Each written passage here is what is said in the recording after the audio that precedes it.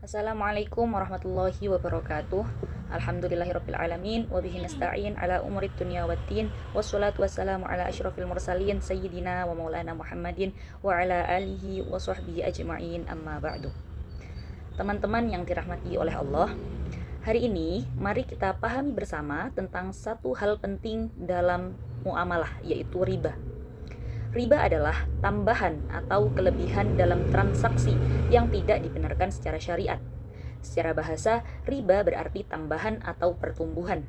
Sementara menurut istilah atau syara, riba adalah setiap tambahan yang disyaratkan dalam transaksi pinjam-meminjam atau jual beli, yang mana bukan berasal dari keuntungan usaha yang halal.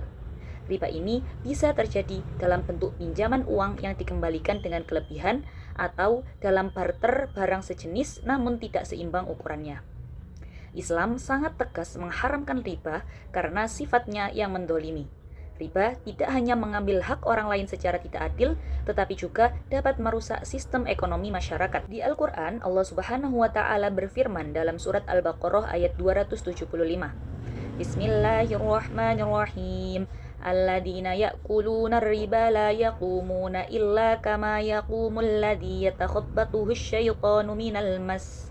Orang-orang yang makan riba tidak dapat berdiri melainkan seperti berdirinya orang yang kemasukan setan lantaran penyakit gila.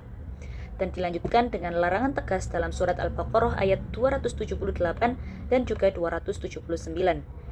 Ya ayyuhalladzina amanu taqullaha wa dharu ma baqiya minar riba in kuntum mu'minin fa illam taf'alu fa'dhanu biharbin minallahi wa rasulih.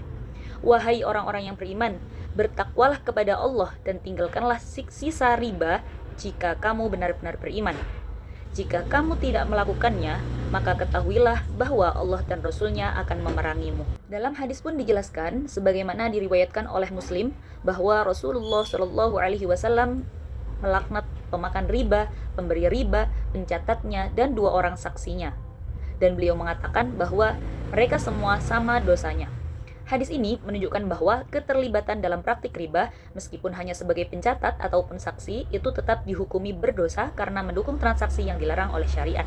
Teman-teman sekalian, perlu diketahui bahwa di masyarakat kita, riba seringkali hadir dalam bentuk yang tersamar. Contoh nyatanya seperti pinjaman uang dari rentenir dengan bunga yang tinggi. Kemudian, transaksi kredit dengan denda yang bertambah terus-menerus jika terlambat bayar. Atau jual beli emas dan uang secara tidak tunai.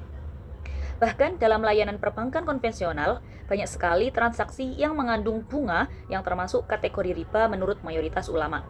Semua bentuk ini, jika tidak memenuhi syarat yang ditetapkan oleh syariat, maka bisa mengandung unsur riba yang diharamkan. Lalu, bagaimana sih upaya kita untuk meninggalkan riba? Yang pertama, mari kita mulai dengan mempelajari ilmu muamalah secara serius. Karena ilmu adalah cahaya yang menunjukkan mana transaksi yang halal dan mana yang haram. Kemudian kedua, tinggalkanlah transaksi yang meragukan dan pilihlah lembaga keuangan syariah yang menjalankan prinsip-prinsip Islam. Yang ketiga, kita harus banyak-banyak istighfar dan mohon pertolongan kepada Allah agar dimudahkan dalam menjauhi riba. Dan yang terakhir, kita tanamkan keyakinan bahwa keberkahan harta itu tidak terletak pada jumlahnya, melainkan pada kehalalannya. Mari kita bersama-sama jadikan hidup kita bersih dari riba, agar Allah turunkan keberkahan dan rahmat-Nya. Riba mungkin terlihat menguntungkan di dunia, tapi di sisi Allah itu adalah kehancuran yang nyata. Semoga kita semua dimampukan untuk hidup dalam muamalah yang halal dan penuh berkah. Cukup sekian apa yang bisa saya sampaikan, kurang lebihnya mohon maaf. Wassalamualaikum warahmatullahi wabarakatuh.